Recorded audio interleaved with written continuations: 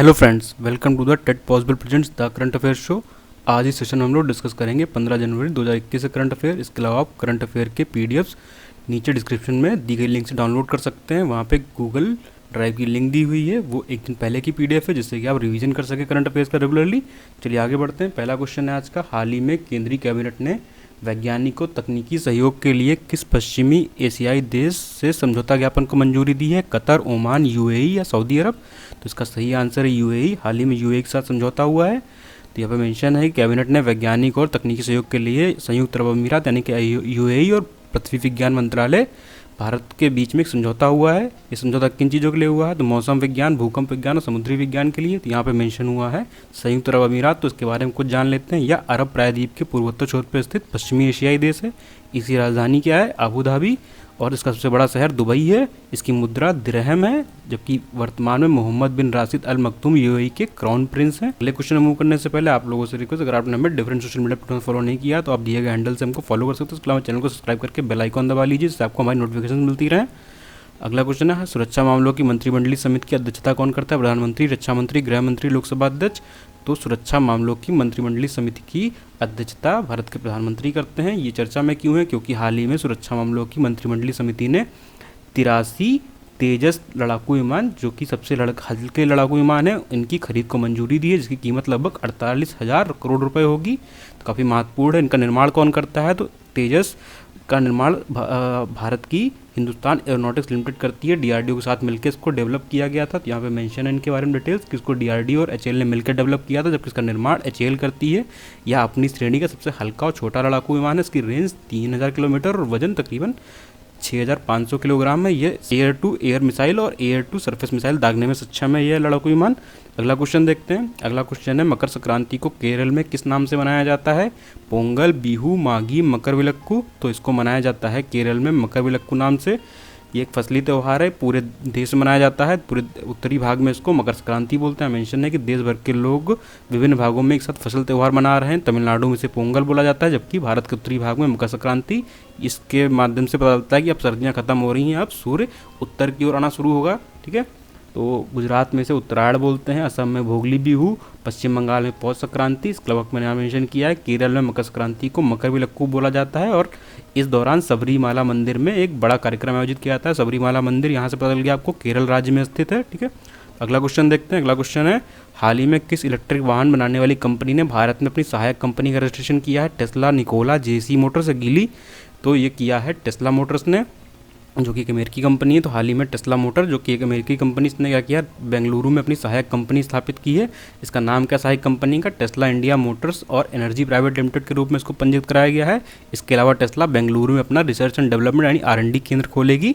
और वर्तमान में आपको पता लगा होगा, हाल ही में टेस्ला के सीईओ एलॉन मस्क दुनिया के सबसे अमीर व्यक्ति बने थे। इन्होंने अमेजन के मालिक जेफ बेजोस को पछाड़ा था। तो यहाँ पर टेस्ला के बारे में लिखा है कि अमेरिकी कंपनी है। इसके संस्थापक और वर्तमान में सीईओ एलॉन मस्क हैं। इसका मुख्यालय कैलिफोर्निया में स्थित है। चलिए अगला क्वेश्चन देखते हैं। अगला क्वेश्चन है, निम्नलिखित में से किसने भारत की पहली स्वदेशी मशीन पिस्टल का विकास किया? क्या स्वदेशी machine pistol? IIT Delhi, IISc Bangalore, ordnance factory Kanpur या डीआरडीओ? तो इसका निर्माण किया है, इसका विकास किया है डीआरडीओ ने। डीआरडीओ का पूरा नाम क्या है? रक्षा अनुसंधान एवं विकास संगठन यानी कि डिफेंस रिसर्च डेवलपमेंट ऑर्गेनाइजेशन। इसकी स्थापना कब हुई थी? 1958 में हुई थी। तो यहाँ पे मेंशन है इसने पिस्टल का निर्माण किया, उसका नाम क्या है? ASMI। ठीक है, इसका हाल ही में प्रदर्शन किया गया था भारतीय सेना के नवाचार प्रदर्शन कार्यक्रम में। तो यहाँ पे मेंशन है कि डीआरडीओ की स्थापना 1958 को हुई थी। इसका मुख्यालय न्यू दिल्ली में डीआरडीओ भवन में स्थित है। यह क्या काम करता है? सैन्य अनुसंधान तथा विकास संबंधित कार्य करता है। इसका आदर्श वाक्य बलस्य मूलम विज्ञानम है, जबकि वर्तमान में इसके चेयरमैन G सतीश रेड्डी हैं। अगला क्वेश्चन देखते हैं। हाल ही में किसके द्वारा पहली रेड रिबन क्लब क्विज प्रतियोगिता का आयोजन किया गया? रोटरी क्लब, स्वास्थ्य मंत्रालय, कपड़ा मंत्रालय, राष्ट्रीय एड्स नियंत्रण संगठन? तो इसका आयोजन किया गया राष्ट्रीय एड्स नियंत्रण संगठन यानी कि NACO के द्वारा, नेशनल एड्स कंट्रोल ऑर्गेनाइजेशन। ठीक है, तो यहाँ पे मेंशन है किसने किया? राष्ट्रीय एड्स नियंत्रण संगठन ने अपनी पहली रेड रिबन क्लब क्विज प्रतियोगिता का आयोजन किया। और इसका शुभारंभ भारत के स्वास्थ्य मंत्री डॉक्टर हर्षवर्धन ने किया। ठीक है, तो इसमें क्या किया गया? ये NCERT के सहयोग से इसको आयोजन किया गया। इसमें क्या है? किशोरावस्था शिक्षा कार्यक्रम चलाया जा रहा है। इसके माध्यम से कॉलेज के युवाओं में जागरूकता पैदा करने के लिए 12,500 रेड रिबन क्लब की स्थापना की गई है। तो कुछ बातें नैको के बारे में जान लीजिए। नैको की स्थापना 1992 में एड्स रोकथाम के लिए की गई थी। इसका मुख्यालय न्यू दिल्ली में है और ये स्वास्थ्य मंत्रालय के अंतर्गत कार्य करता है। अगला क्वेश्चन, हाल ही में शुरू किए गए किस राज्य में महिला जागरूकता अभियान शुरू किया गया है?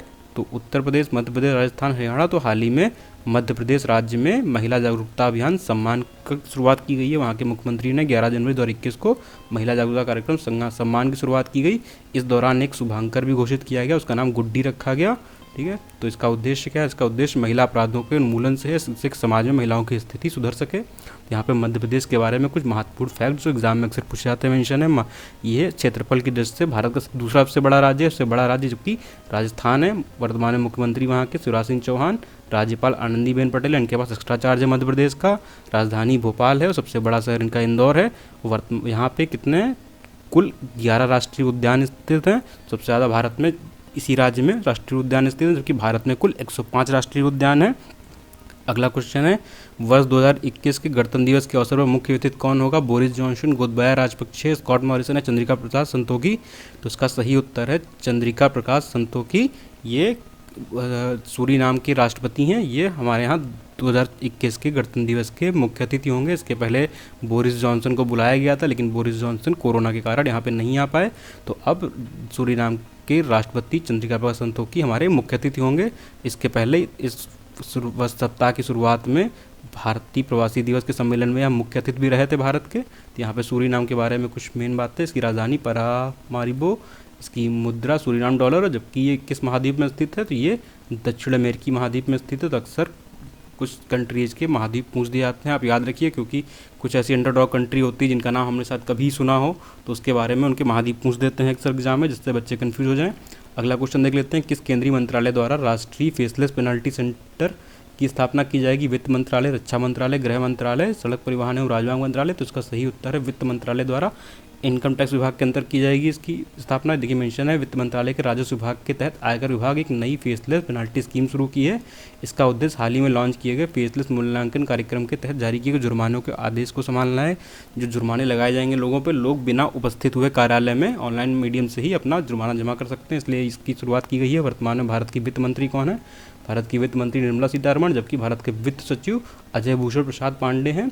और कुछ चर्चा में जो योजनाएं रही इस मंत्रालय की जल्दी में ही, तो होती पीएम गरीब कल्याण पैकेज, जो कि कोविड से निपटने के लिए दिया गया था। इसके अलावा आत्मनिर्भर भारत योजना, ये भी कोविड के दौरान ही भारत को उबारने के लिए चलाई गई थी, जिससे कि भारत आत्मनिर्भर बन सके विभिन्न सेक्टर्स में। अगला क्वेश्चन देखते हैं, वित्तीय स्थिरता रिपोर्ट निम्न में से किसके द्वारा जारी की जाती है? IMF यानी कि international monetary fund, RBI, world bank या फोर्ब्स। ये जारी की जाती है RBI के द्वारा। ये वर्ष में 2 बार जारी की जाने वाली रिपोर्ट है। यहाँ पे मेंशन है कि RBI ने वित्तीय स्थिरता रिपोर्ट FSR जनवरी 2021 में जारी की है। ये FSR का 22वां अंक है। पहली बार रिपोर्ट 2 मई 2010 में जारी की गई थी, या हर साल जून और दिसंबर में द्विवार्षिक रूप से जारी की जाती है।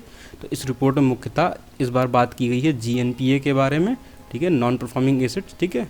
तो इसके बारे में बताया गया है कि GNPA क्या है, सितंबर 2021 तक 13.5 तक बढ़ सकते हैं। अब जब बात चल रही है RBI की, तो उसके बारे में कुछ महत्वपूर्ण फैक्ट जो स्टैटिक पोर्शन में GK में पूछे जाते हैं। तो भारतीय रिजर्व बैंक की स्थापना रिजर्व बैंक अधिनियम 1934 के अंतर्गत 1 अप्रैल 1935 को हुई थी, ठीक है। इसका केंद्रीय कार्यालय वर्तमान में मुंबई में है, जबकि शुरुआत में इसका केंद्रीय कार्यालय कोलकाता में हुआ करता था, लेकिन 1937 में ट्रांसफ़र कर दिया गया वहाँ से। 1949 में इसको भारत सरकार ने इसका राष्ट्रीयकरण कर दिया। इसके पहले एक निजी बैंक थी, लेकिन 1949 में भारत सरकार ने इसका राष्ट्रीयकरण करके इसका पूर्ण स्वामित्व अपने हाथों में ले लिया। तो इसके पहले गवर्नर 1935 में सर ऑसबॉर्न स्मिथ थे। इसके बाद पहले भारतीय गवर्नर CD देशमुख थे, जबकि वर्तमान में गवर्नर इसके शशिकांत दास है। तो काफ़ी महत्वपूर्ण इन्फॉर्मेशन थी आपके लिए एग्जाम पॉइंट ऑफ व्यू से। अब देख लेते हैं कुछ महत्वपूर्ण वन लाइनर्स। तो हाल ही में किस राज्य की सरकार ने नई पर्यटन नीति की घोषणा की है? तो गुजरात सरकार ने नई पर्यटन नीति की घोषणा की है। गुजरात सरकार की हाल ही की कुछ योजनाएं हैं आपको, सुजलाम सुफलाम योजना, किसान सूर्योदय योजना, गिरनार रोपवे का उद्घाटन हुआ वहाँ पे, मुख्यमंत्री महिला उत्कर्ष योजना शुरू की गई, उम्बारे आंगनवाड़ी नामक अनूठी पहल चलाई गई। तो काफ़ी महत्वपूर्ण योजनाएं हाल ही में गुजरात द्वारा लॉन्च की गई हैं। चलिए अगला है इस क्रम में, हाल ही में किस राज्य की सरकार ने किसानों को मुफ्त बिजली देने की घोषणा की? आंध्र प्रदेश, ठीक है। तो इस सरकार ने भी बहुत जल्दी में ही कई सारी योजनाएं चलाई हैं, जैसे कि मोबाइल हैंड वॉश सुविधा, इसके अलावा नवारनलू पेंडल की कार्यक्रम, जगन्नाथ विद्या दिव्या योजना, निगाह ऐप, कोविड फार्मा ऐप। काफ़ी महत्वपूर्ण योजना चलाई गई हैं आंध्र प्रदेश सरकार के द्वारा भी, जो कि एग्जाम में पूछे जाने की इनकी संभावना है। हाल ही में किस राज्य की सरकार द्वारा चंद्रभागा और तलसारी समुद्र तट को विकसित करने का निर्णय लिया गया है? तो ये निर्णय लिया गया है उड़ीसा सरकार के द्वारा, मुख्यमंत्री नवीन पटनायक। हाल ही में सीआईएसएफ का प्रमुख किसे नियुक्त किया गया है? तो सुबोध कुमार जायसवाल को सीआईएसएफ का नया प्रमुख नियुक्त किया गया। हाल ही में the population myth Islam, family planning and politics in India नामक पुस्तक किसने लिखी है? तो भारत के पूर्व मुख्य चुनाव आयुक्त एस वाई कुरैशी ने किताब लिखी है। हाल ही में वेद मेहता का निधन हुआ, वो किस क्षेत्र से संबंधित है? तो वो लेखन से संबंधित थे, लेखक थे, इनका हाल ही में निधन हुआ।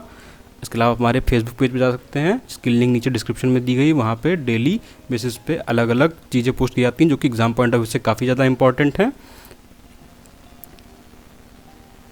आपको हमारा कार्यक्रम कैसा लगा? अगर अच्छा लगा तो वीडियोज़ को लाइक कीजिए, हमें वीडियोज़ को ज़्यादा से ज़्यादा शेयर कीजिए, हमारे चैनल को सब्सक्राइब करके बेल आइकन दबाइए।